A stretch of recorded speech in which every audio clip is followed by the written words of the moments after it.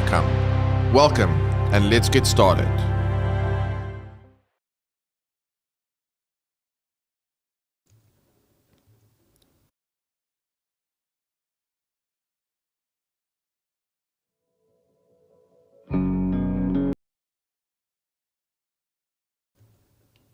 All right, we've got some technical issues here today. Sorry about the starting a few minutes late. We are probably just going to have a look and see if we can get our main cam sorted out. But while we are here, welcome to everybody. It's so great to have you here. Please let me know where you are tuning in from and where you're watching from. I'm going to quickly grab the comment section so I can see your comments over here. And then we're going to see if we can fix this camera angle, and then we'll be off to the races. Hope everyone has had an awesome week so far. We can't believe it's already past the middle of August. Time seems to fly by. So we've got Rodney Taylor. Hey Rodney, Rodney's one of our new members. He's also a fellow South African watching from Joburg. Welcome Rodney, great to have you live here with us. And we are going to be diving into some really fun stuff today as it relates to leveling up your string muting. So while we get ready to go here, I am quickly going to see if I can do one more change in this section so that we can see everything nice and clean. So just bear with us 1 second to quickly see if we can get this fixed. And I don't know if Kenan, if you are around, maybe you can just come and... Okay, actually we are fine. I was able to fix that, so you should now be able to see me full screen. Let me just go ahead and go back to live mode here. So thank you for being with us. Hey, Jim from South Carolina and Edwin Witteland from the Netherlands.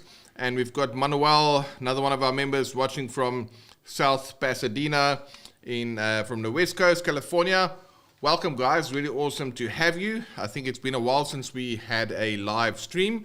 And if we did everything correctly, we should be live in our Facebook group and our Facebook page as well. So if you're watching on Facebook, super welcome. If you want to come hop on over to YouTube, this is where I'm seeing all the comments. So I don't think I'm going to see comments on another platform. But welcome, guys. Really awesome to see everyone here today.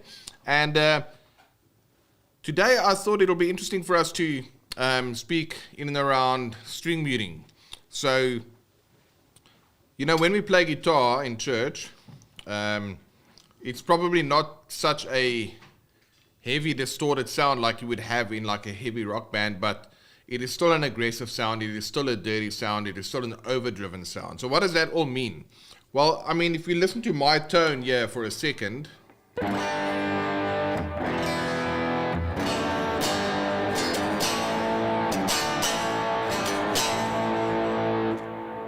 if it wasn't for all of that delay, and I can turn that off maybe for a second. So I'm just turning off my delays and my reverbs there. So listen to this.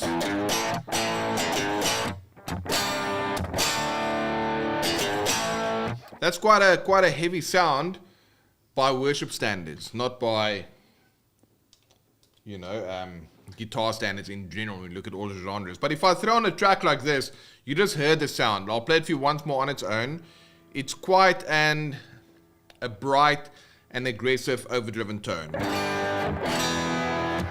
But let's see if I put a track on and if I kind of focus in and around more having a worship playing approach. Listen to this.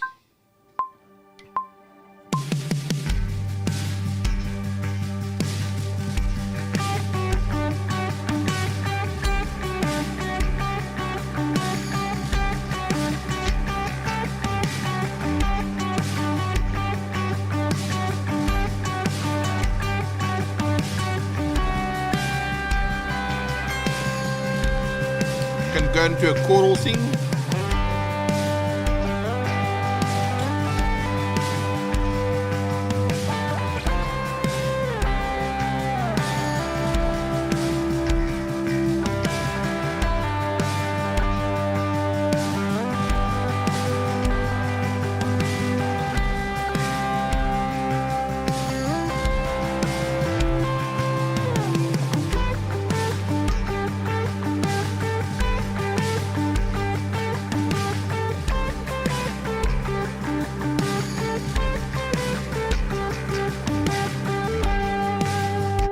So I guess we can all agree that what I played there, that didn't sound heavy.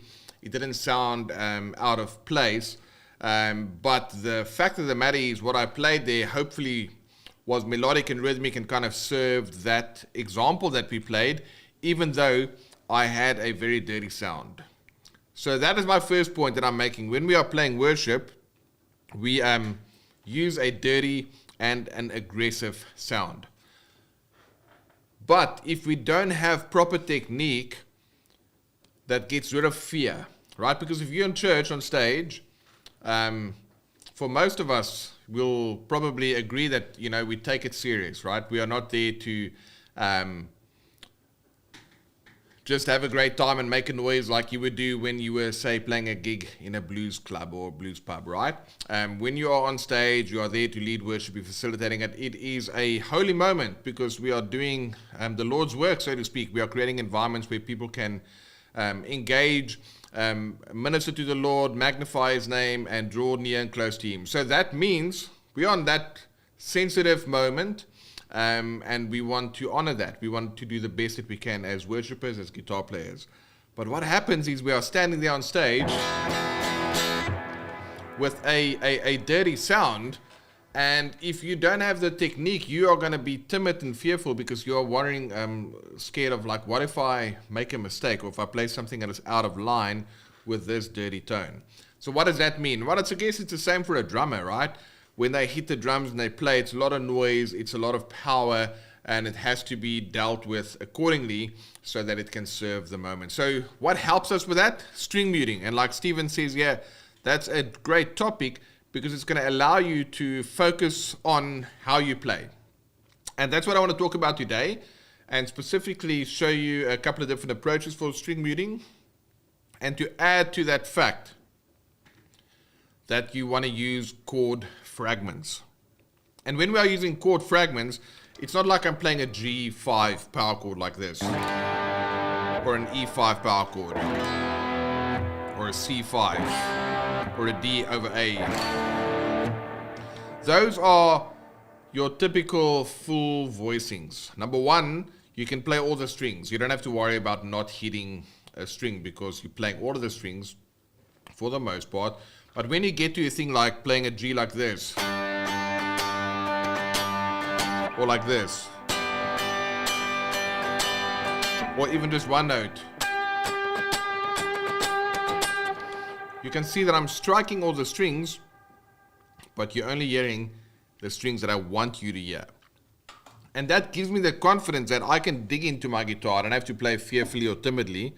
I can really dig in, and that means it's going to improve my tone, it's going to improve what I play, because I don't have that, that worry that I might make a mistake or play something that's out of line when we are in those moments. So let me know if that all tracks to you, if you've ever felt, on stage, you've got this kind of, all this power on your guitar, this great sound, but then just making sure, are you using this in the right way? And when that's the case, then you can play with confidence and conviction, and that really makes a massive, massive difference. So what I'm going to do is I want to show you guys the power of chord fragments. That's one of the things that we're going to be talking about. And what is a chord fragment? Well, really, I've got an iPad open in front of me over here. So what I'm going to show you real quick is, let's zoom out a little bit. Let's just say if I go ahead and draw, and let's just make that nice and fat so we can get that out there, a big, like this. Let's see, okay.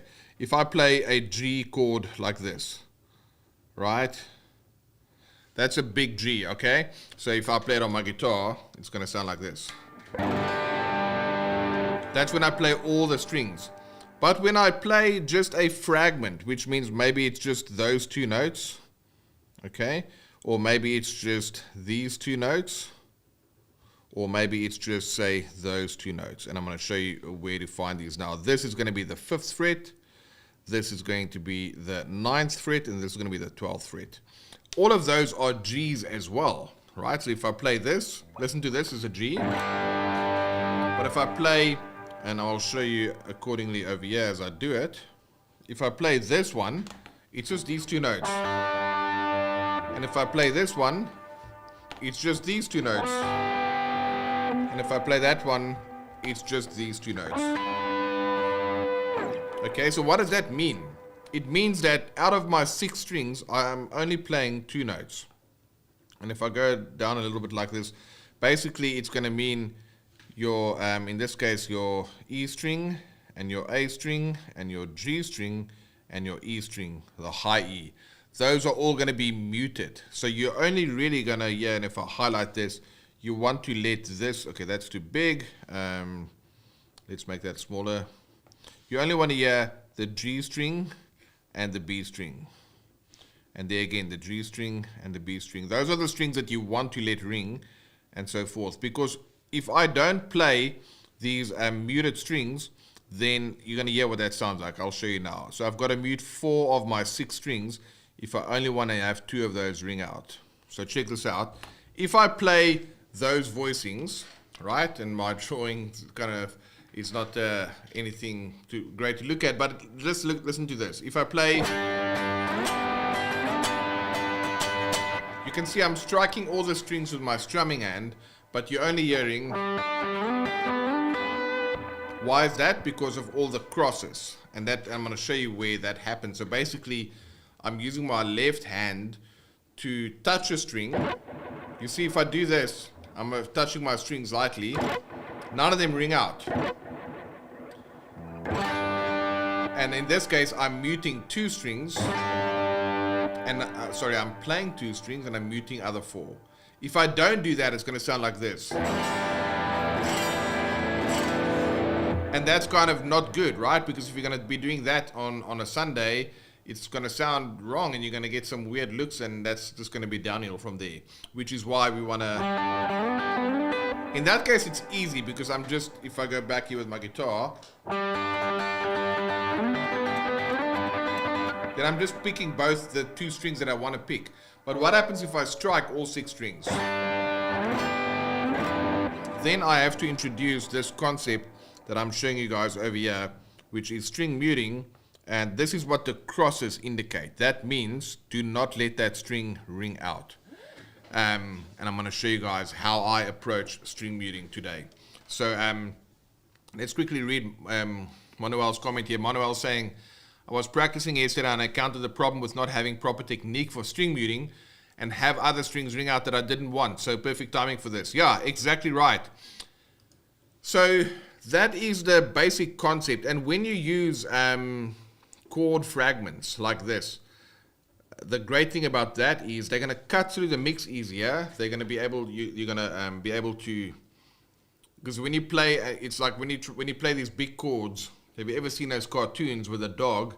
He's got a big bone in his mouth and he's trying to run out of a, let's call it a jail cell, where you've got all these barriers. So the dog can't get through the jail, out of the jail cell, because he's holding this big bone in his mouth, right? It's normally a funny thing to watch.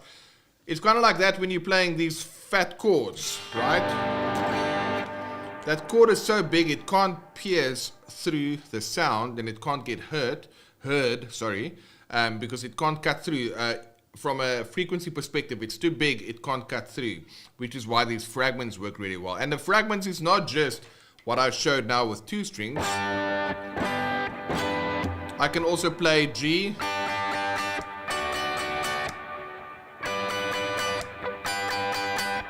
just those 2 strings, or I can even just do 1 note.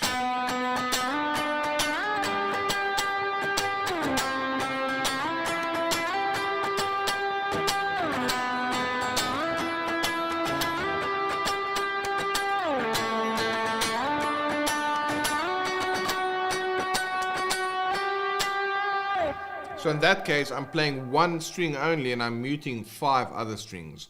So when you have that, you can play these voicings that can cut through the mix a little bit easier. So what I'm going to quickly do is I'm going to demonstrate a couple of chord fragment ideas for you. Afterwards, we're going to quickly dive in to that string muting technique. And if you guys have any questions about anything pertaining to worship guitar, tone, technique, playing more melodically, whatever you want, you can pop them in the comment section and I'll happily answer those for you. But what I'm just going to quickly do is I'm just going to demonstrate a couple of different chord fragments. All of them will make use of string muting, and then we'll come back afterwards and show you exactly how to get this string muting dialed into your technique so you can play with confidence and not be worried or fearful about making mistakes, or like Manuel mentioned, having some of those open strings ring out that you don't want to ring out. Sometimes when you want the open string to ring out, like in this case, then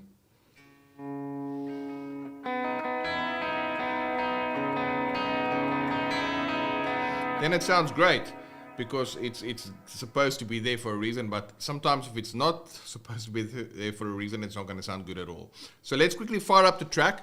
I will cut to this angle so you can see a little bit more of the guitar, and then we'll come back and cover the string muting.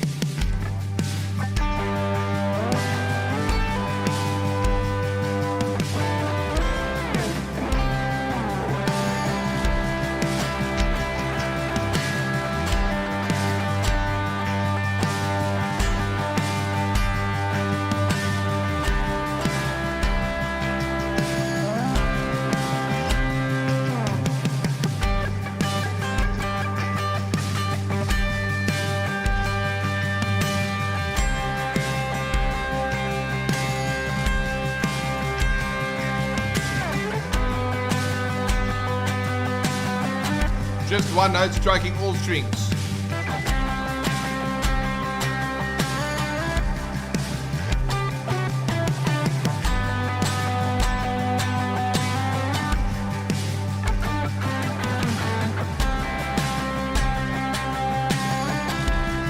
Let's go like a power chord vibe.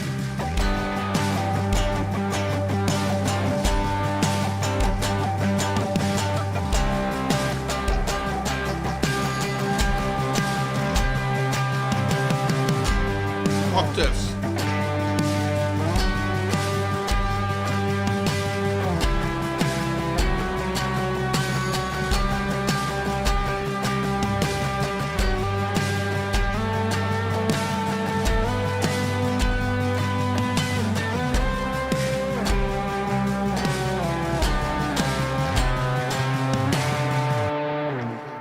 So I'm just over-exaggerating my points here a little bit, but even with those octaves, you just want two notes to be heard.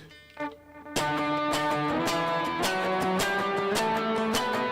I'm playing all the strings, and that is string muting. So what Rodney is saying here, which is a great observation, I'm differentiating between palm muting and string muting. 100% right. So palm muting is when I play something like this.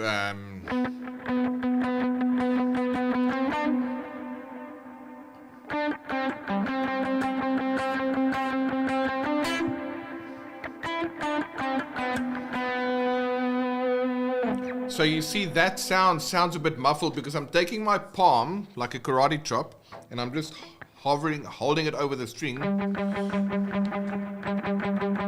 So if I lift it off like this, it's not there. It's very bright sound, and if I do this, it's because my palm is resting on the strings, and then I can get a beautiful interplay between bright and more dull sounding, like or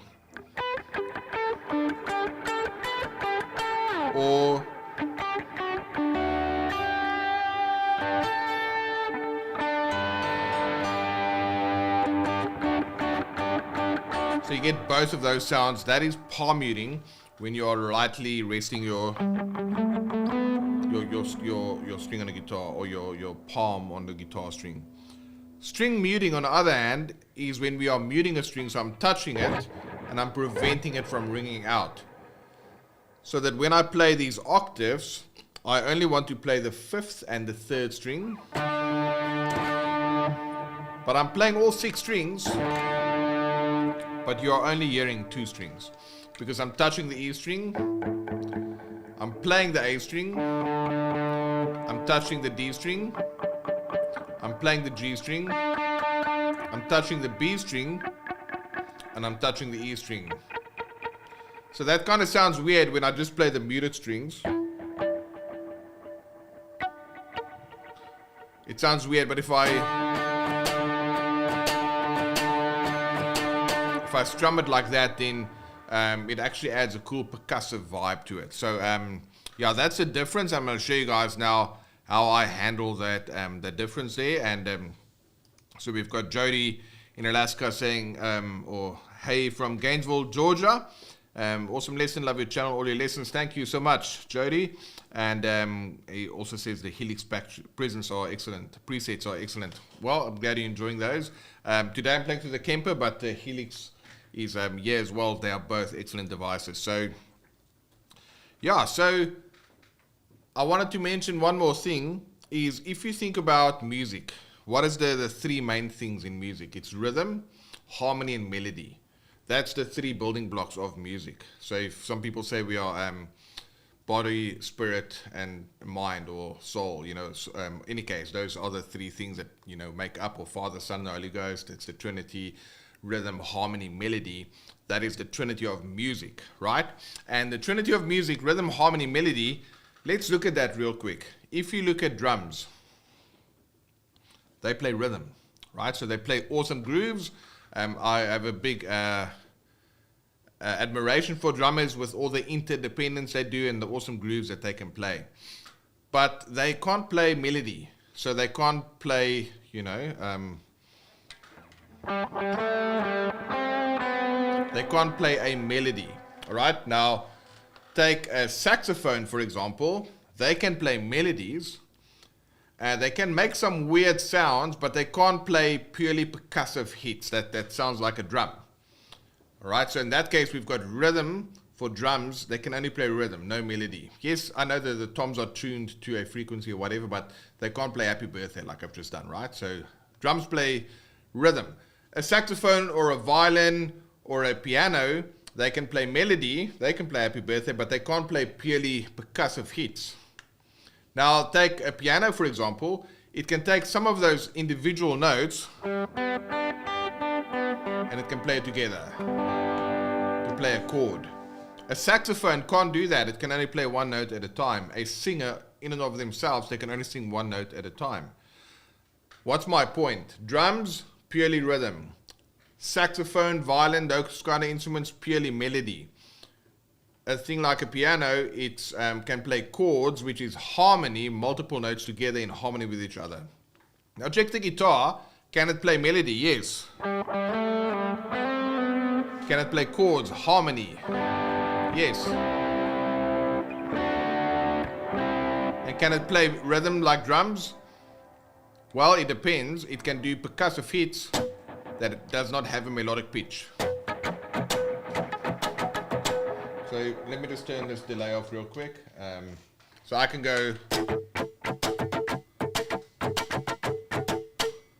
And if you've seen guitar players like Preston Reed or Tommy Emmanuel or Mike Dawes, they do all the percussive hits on the acoustic guitar, so that's all the rhythmic side of it. So the guitar can do all three, and what I've just done is I've taken these percussive hits and I've introduced them with notes, and then that really brings another element of your playing. So you can actually combine rhythm, harmony, and melody, all three on a guitar, which is one of the cool things that we can do. So let's get into the muting. How do we do it? Well, it's quite simple. If I fret a note and I push down on the string, I'm going to get it to sound out.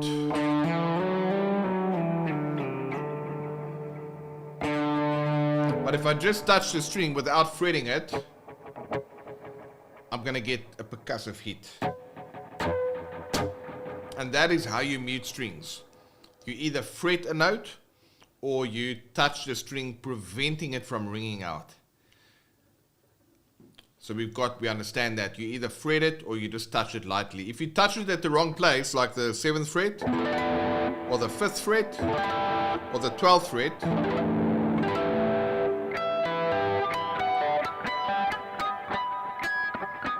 you're going to get all these harmonics when you just lightly touch it, which is why you also want to be careful not to touch it at the wrong place. In this case, you're probably going to get some sort of a melodic pitch here and there. But for the most part, when you just touch it, it's going to be muted. So, how do we combine both fretting and muting strings with one hand? It's our left hand, our fretting hand, let's call it the fretting hand, right? So in this case, I'm playing an octave, but how am I muting? So let's go a little bit closer to the camera there. My first finger here, I'm fretting the note, and the tip of my finger there, that tip of the finger, is also touching the low E. So now it can fret and touch. If it frets only and doesn't touch the E string, I'm going to get that. And if it's on the E flat, for example, that's going to be very bad. But if I fret and touch, then it's muted. So that really is the thing that you want to go for, is getting comfortable with fretting the notes you want to fret and touching the strings you don't want to ring. All right? So let's go back to my D octave. I don't want my E string, my D string, my B string, or my high E string to ring out. So those are 4 notes. So I need to touch the low E like I've shown you with the tip of my first finger. That also frets my D note on the A string. Then this part of the finger here, you can actually see there on my finger there, if I just hold it closer to the camera, you can see where I'm holding the string. And then just below where that string is being fretted, that part of my finger now, still the same finger, is now touching the D string, which is below my fretted note. So this way I can fret a note, I can mute a string above it and below it. Okay, and then my G string, which is my pinky over here, I'm going to pick it. It should ring out. Now with my B and E strings, my pinky now is also muting the string below it. So it's picking the G string, but it's muting the B string. And in this part of my hand here, that is holding onto the guitar here, is actually touching the E string. Because sometimes you might play an E chord, but if you touch the string the wrong place, it's not going to ring out. So that is the combination of fretting strings and touching strings. So it's just a practice. And like I said, you can do that with these 4 2 voicings. You can do it with octaves.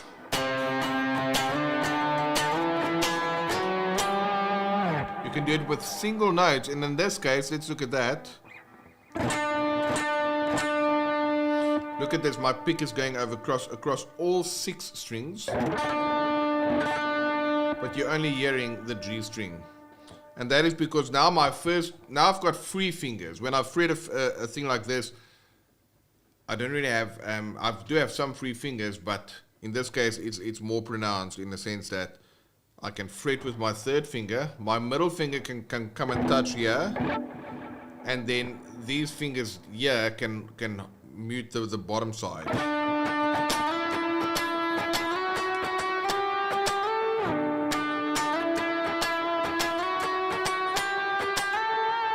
And that is a good way to practice. So I would recommend starting with octaves. They're nice and easy. Then you can maybe try the 1 notes. And then you can maybe do these 4 2s. And through that, you're going to get used to doing string muting and not allowing some of those open strings to ring out where you don't want them. So let me do one more quick demo. If you have any questions around this, go ahead and ask me. I'm going to play octaves, I'm going to play single notes, and I'm going to play 4 2 voicings with the 4th and the 2nd string only. And let's go and hear what that sounds like.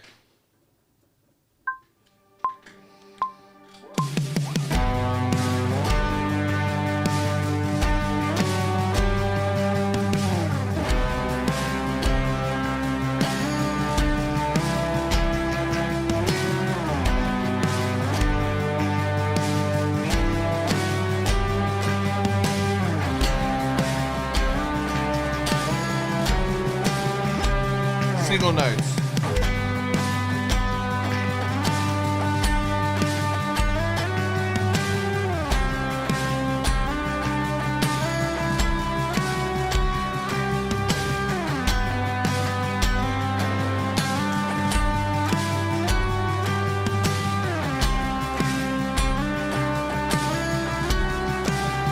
4 twos.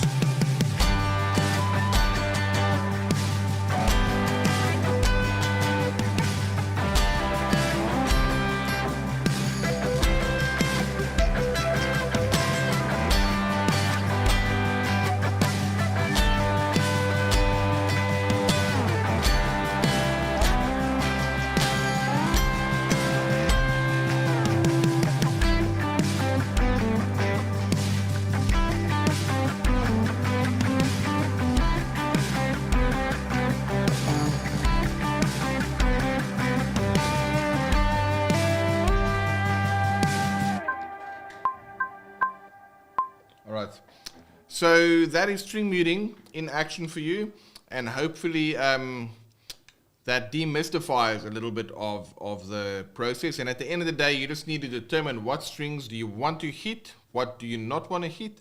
The ones that you want to ring out, fret them, and then fret them in such a way that you have either some finger above the string or finger below the string to touch any of the other strings that you don't want to ring out. And that way you are going to be able to play with more freedom, because now you can really strike the strings, you can dig into the strings, you're not going to be worried about what if I hit a bum note or whatever the case may be.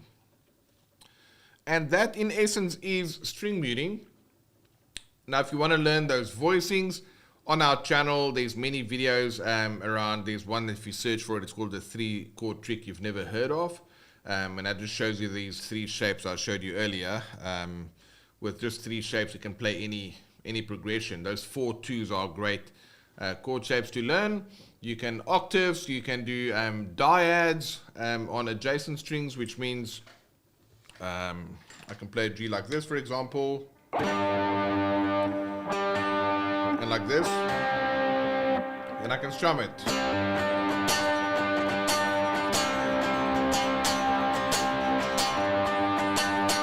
So in that case, I'm only hearing the D and the G strings, and I'm muting the rest. So it's all about learning your voicings and then finding a way to go ahead and, you know, mute the strings that you don't want to do. So, and we've got Covered in Steel joining us. He says, happy I caught you live. I'm transitioning from acoustic role to an electric role in church, and I'm really enjoying your opinion and context within your content. Well, thank you so much for that. I'm happy to hear that it's resonating.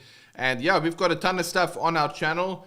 It'll show you things about voicings, about playing more melodically. And if you guys have any questions, you can feel free to leave them in the comment section there. We always love hearing from you guys. And then if you use Facebook, we're going to be more active in our Facebook group, so that we can ask questions and we can give you guys some weekly things to work on. So there's all of that kind of stuff to check out. And yeah, like if you're making the switch from acoustic to electric, obviously there's a difference in voicings, there's a different in techniques, and there's a different in tone. So, but there's also a lot of things that stay the same. So this is just about knowing how to adapt and tweak what you are playing. Well, that's really all I have today that I wanted to cover around string muting. We also did another YouTube video. It's one of our recent videos. I forget what it's called. Let me just see if I can see that. Then I can let you know what it's called. But it's called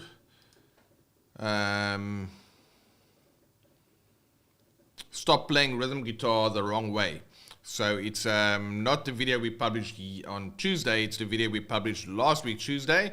And that has more context in and around the what do you call it, string muting. So I can actually go ahead and just copy the link, and let me go ahead and put that for us in our description here today, so that if you want to go ahead and learn more, you can just check out this video. So I'm going to say, I'll put that right at the top. To learn more about this, check out this video. And then that's going to be the one that says Stop Playing Rhythm Guitar the Wrong Way. And the reason we say there's a wrong way is just because if you don't mute your strings and you play rhythm like that, it's going to be a problem there. And so if you guys have any questions, feel free to pop them in the comment section. Manuel is saying, what if you're doing a solo on the high E and B strings, do you palm mute? So that's a good question. Okay, so Manuel is saying, what if you're doing a solo on a high E and a B string? So let's just say,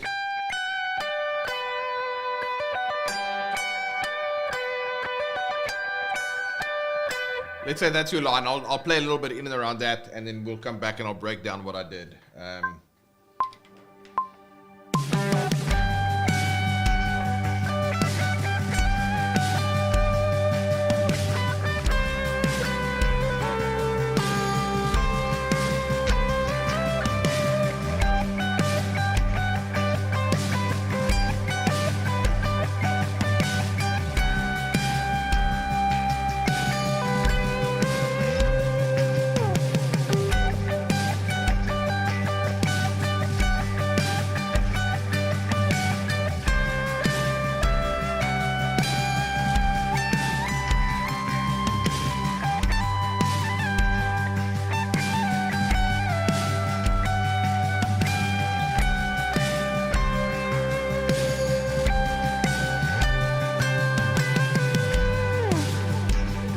Alright, so if I have to do, if I play something on the high strings, then I will rest my hand lightly on these other strings. So it is a form of palm muting, yes, because I'm using my palm to mute, but then I'm not striking these low strings. So I'm literally just touching them so that and if I can show you like that, I can just touch the strings like that while I'm playing on these high strings. I don't think I can hold my guitar up like this. Let's see if I can.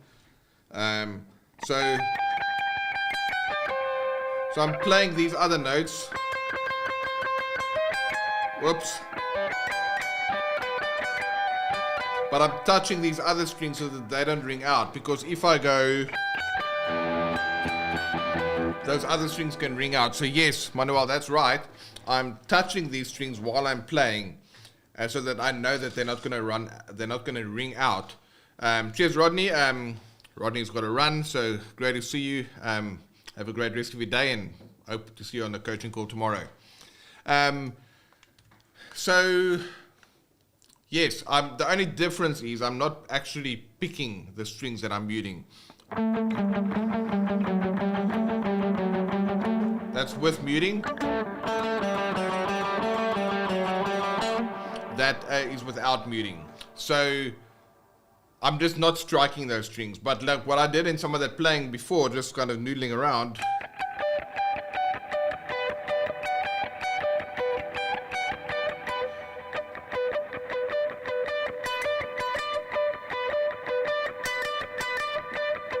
Then I can be palm muting the high strings as well if I want to get some of that more that tight focus sound coming through. So that is when I can also palm mute. So either I just touch the idle strings so that they don't ring out. I don't strike them. I just make sure that they don't ring out.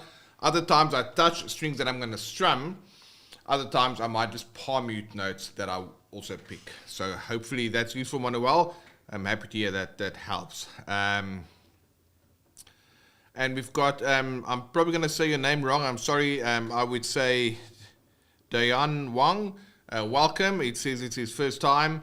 Loves the work and, of course, the worship as well. So, yeah, I'm great to have you here. And the one's got a question. How do I play the main melody line of a worship song? That's one of my favorite topics, really. And I need to probably do a bit more teaching around this. Because typically, and for the most part, electric guitar either focuses on playing rhythm, or it has hook lines or things that it plays for different parts of the song, you know. But other times, it's actually cool to play the melody. Now, how do you play the melody, main melody line? So it kind of depends on, obviously, I forget the song we did on Sunday. On Sunday, we played at church, and then the worship leader at one point said, okay, play instrumental. Let's go for an instrumental. I forget what song it was now. So, but in any case, instead of just playing a bunch of licks, you know, like which would have been out of place, I decided they sang the song, so I just, from a guitar perspective, just play the melody. So first thing is important to know what the notes are of the melody. So if you take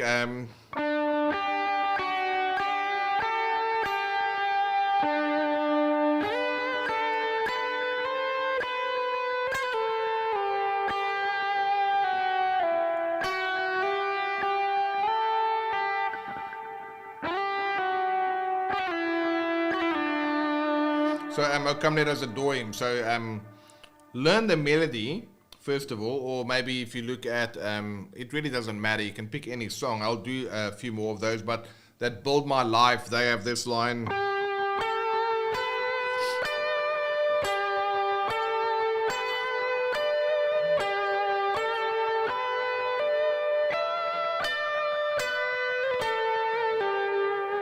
That's what the vocals sing. So it's important to learn the notes.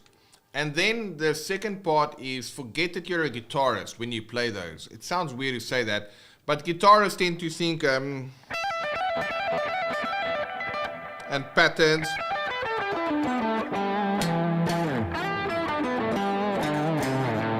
It's very, it's all the typical guitar stuff. And nobody gets in the shower or, when they sing, no one sings this. Alright, that's kind of like guitar speak. It's pattern based, it's licks, it's flash. Nothing wrong with that, we do love it, for sure. But how do you treat your guitar like a voice? And that is it. So you learn the notes of the melody, and then when you play that, it's all about phrasing. So as I'm talking, I've got obviously my different accent. It's a South African accent. The way I speak, it's got a certain phrasing to it. And phrasing is the rhythm, obviously, that I use, but it's also my interpretation of a rhythm. It is when I play loud, when I play soft, when I palm mute, when I don't palm mute, when I use a slide.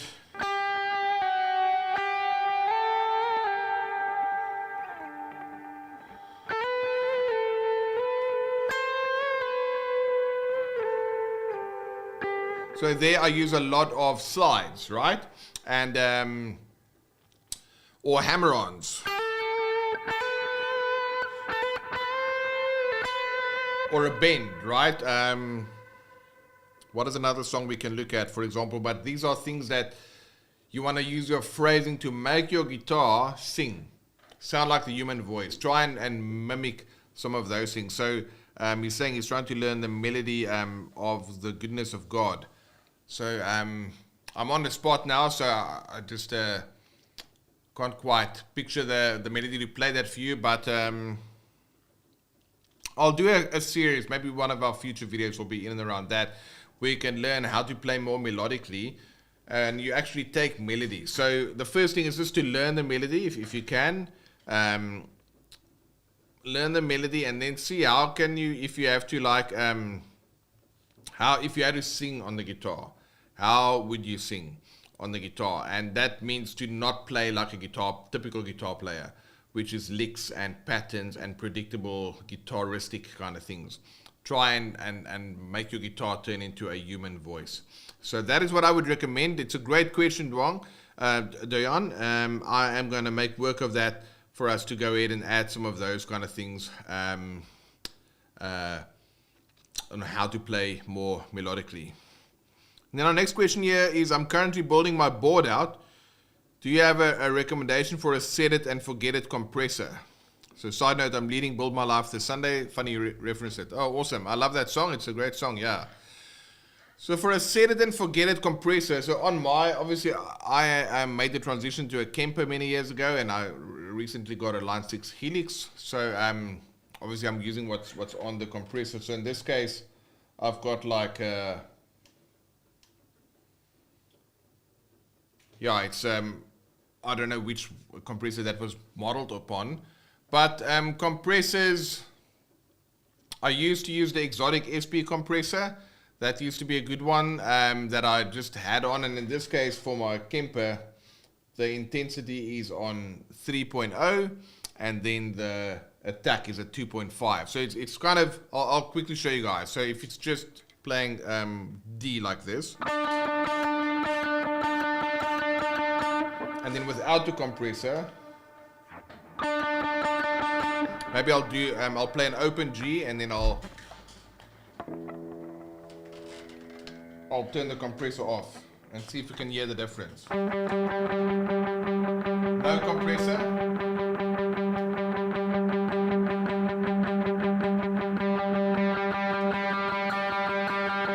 No compressor. So depending on what speakers, maybe if you're on a phone or a computer, you're probably not going to hear it that much. but you definitely feel the compressor, and it just tightens everything up, and it kind of brings your low notes a little bit higher, and takes the louder notes and brings them a little bit down. So unfortunately, I don't have a specific recommendation as it relates to a specific compressor. And I wonder what Kenan is using. Oh, sorry about that. Kenan has I don't know if you can hear us now on the stream, Kenan, but let us know what compressor you've got on your board. And I think it might be a Boss compressor. So most modern compressors should do a good job. You just want something that doesn't color the sound too much, because that's a mistake some people make when they use a pedal, and they either use the settings in an excessive way. Because if I play this, like I said, my intensity is at 3 and my attack is at 2.5. Now the intensity is at 10. This is terrible, listen.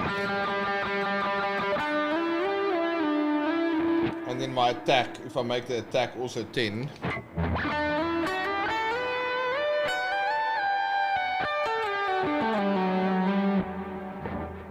You can even just hear my notes here, it's not sounding good. But if I take it back down to 3 for my intensity and my attack at 2.5, like this, now it sounds a lot better. So when you use things, try and use them more moderately. And that's one of the things about worship, is the sound is not that distorted. It's more overdriven. But it's you don't want to, if you have a nice guitar and a nice amp, you want to try and maintain the essence of that sound and not overpower it. So that's the best I can give you on the compressor side, just because I haven't really used pedals for such a while. And Diane Wang is asking, how do you manage to make worship about praising God and not get too into the music part of it? Yeah, that's a great question.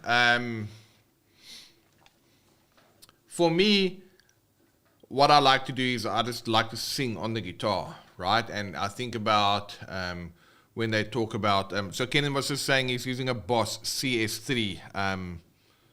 So that's the pedal that he's using, and Kenan gets some really great sounds out of that. And I think it's also always on compressor. So there you go. So we'll do a breakdown of those kind of things later. So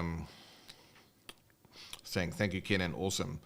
Yeah, so how do you make it about the worship, about praising God, and not get too into the music part of it? So this is something that we can talk about in more detail at some other point, but for me, I think back in the Bible, it says when evil spirit tormented Saul, he said, get me a player who's skillful on the harp. And then David came and played, and he was skillful on playing the harp, and then the evil spirit would leave Saul. So there was a skill there, obviously, to play the harp, the technical side of it, which is music, but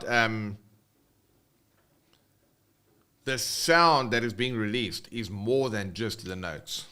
And I'm a firm believer of, the Bible says, guard your heart, for out of it flows the issues of life. And it talks so much about the heart, right? And we all know our heart attitude and all those kind of things.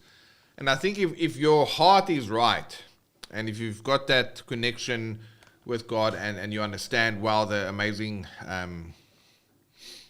just how God feels about us, how much He loves us, what Jesus accomplished for us on the cross, what we have access to because of His resurrection and His ascension, and because of the Holy Spirit, the helper, the guide, the teacher. When we really get kind of infatuated to a degree about just really understanding what God has done for us, it puts our posture of our heart in a different space. And when your heart is in that space, and that you've got that gratitude and thankfulness, and really that is going to be carried into your sound. So then, yes, you want to learn how to mute your strings so that, bad notes don't ring out, and you want to learn how to play voicings that are going to sound good in a worship context. But at the same time, what is the sound that you're releasing? And think about David in the Bible. He played the harp, and the evil spirit left. Or about, so there was a sound that was being released. So I think make a joyful noise, unto the Lord.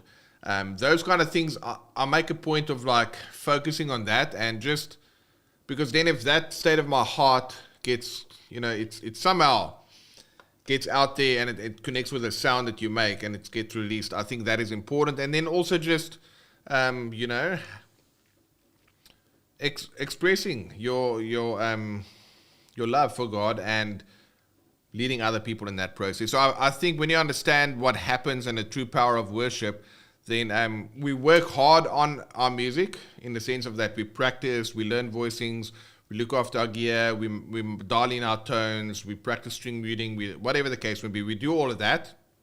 But then when you get to Sunday, it's good to forget about all of that and then just play. So we work hard so that when it's time to worship, we can worship and be in the moment. Because if you're there and you're distracted, it's hard for you to make the impact that you want to do. So hopefully that works. So it says, Amen, brother, being really motivated and supported by your channel. Thanks for always putting time to this and helping build a new generation of worship guitarists. Thanks for that feedback. Much appreciated. And thank you so much.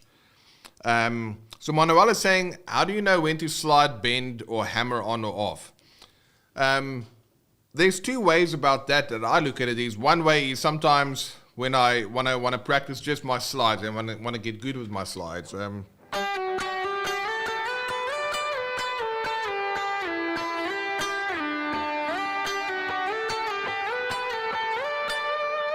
Then I might just practice slides, just only practice slides.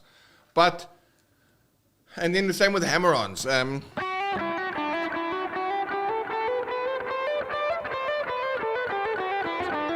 pull-offs. So you want to practice them a lot so you get comfortable with them. But then you want to forget about it and you want to trust your technique. And then just like I talk now, is like I when I speak, I don't think about when I'm going to have a pause. Because you might say, well, I want to become a great storyteller, so I want to practice. And of course you can practice becoming a better speaker and telling stories, all those kind of things. But you don't, when you think, okay, I'm going to put a pause here, I'm going to say that note louder or softer, then while you're talking and presenting something, it's going to feel stunted because you're thinking too much instead of just,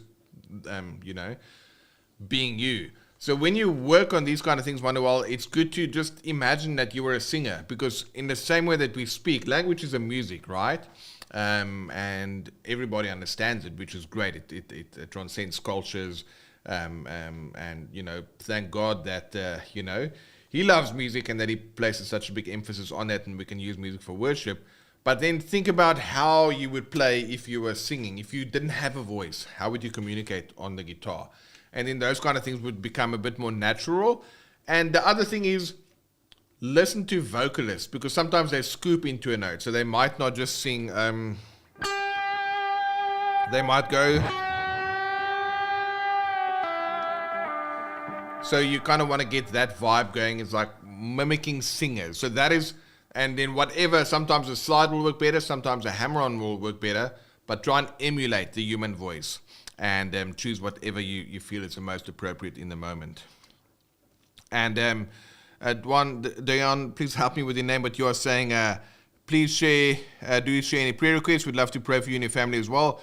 Love from South Korea. Oh, thank you so much. I just pray that for everybody watching, if you guys have a prayer request, that we can all just get to a solid realization about the kingdom of God and what's been entrusted in us, and understanding the weightiness of our gift and our of music, and that we can steward that, and that we can lead others into worship, so that as a body of Christ we can level up in that regard. So that would be wonderful, and just for us to experience new levels of God's love and how He feels about us. Thank you so much. That would be wonderful. And Manuel is saying, I'm a singer first, so I understand that. Yes, singer first, worshiper first, guitarist second. And that is it. So if you're a singer, then you get it, and we can just practice on becoming more musical like that. Well, guys, always so awesome spending time with you, hanging out with you guys. Thank you so much for joining in with us. If you want to stay in touch, I do a terrible job of telling you guys where you can stay in touch and all of those kind of things, but let me just see. If you want to stay in touch with us, where would you go? You would go to thatworshipguitarshow.com, and you can watch all the replays there. If you give us your name and email, we let you know when we do new episodes like this. We let you know when we publish new videos. So thatworshipguitarshow.com. And if you have any questions you want us to address in future videos, you can just go to worshipguitarskills.com/questions, and then let us know how we can help and serve you. And of course, the comment section over here. So Jez says, I'm late to the party. Hello, everyone. Hey, Jez, great to see you. And you're welcome to catch the replay. All of the previous episodes are also in available on the site. And then we've got Covered in Steel saying, if anyone is taking on prayer requests, my sister's newborn is having a rough time gaining weight. Please keep her in your prayers.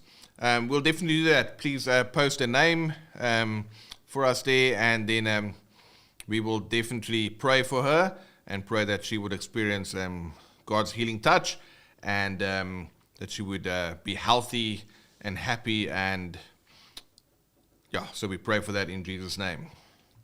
And then Manuel says, do we do one-on-one video calls or Zoom lessons? For our academy on every Friday, I think you might have joined us on some of those before. So those are the call times. And then so if you have any questions or anything there, that is the place to connect. So yeah, that's it. And if you guys want to learn more about that, you can also just email us and ask us about the Worship Guitar Skills Academy, or if there's a link somewhere in the description, you're also welcome to find out more about that. Well, guys, 3 minutes past the hour, so I want to be respectful of your time. Thank you for joining in with us, for all the comments and engagement, for your support on the channel. Love and appreciate you guys, and what an awesome privilege for us to use something that we love, which is music and guitars and tone, but ultimately to use that to worship and magnify and minister to the Lord, and through that lead others into that, because we know that the Bible says times of refreshing in His presence, and mountains melt like wax in His presence. And we know that that's the place where we need to be, so that we can live from a full cup as it relates to spending time with God. So thank you guys for showing up. Thank you for stewarding your gift and for serving the body of Christ. And if we can help you in any way, shape, or form, just comment on the videos, send us an email. We would love to hear from you guys. And that is it for today. Some of the comments sometimes are a little bit delayed, so we don't always get the final few comments coming in. But much love to you guys. Have an awesome weekend, and we will see you on the next one. Bye-bye.